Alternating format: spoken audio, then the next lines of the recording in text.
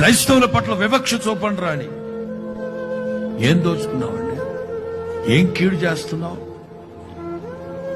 అందరికిలాగా దొమ్మిగా వచ్చి దోపిడీలు దగాలు చేసి లేకపోతే ఇంకేమైనా చేస్తున్నావా? లేదే. దేశం కోసం రాత్రి మగళ్ళు కన్నీరు కార్చి ప్రార్థన చేయట్లేదా? దేశం యొక్క బాగు కోసం దివారాత్రులు ఉపవాసాలుండి కన్నీరు కార్చట్లేదా?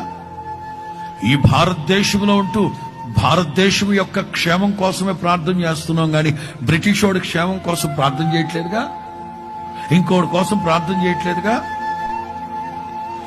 అమెరికా నుండి వచ్చిన వాల్మార్టే గాని ఇంకోటే గాని అట్లాంటి దేశంలోకి రాకూడదని చెప్పాం కదా, రాకూడదనే కదా ప్రార్థన చేశాం.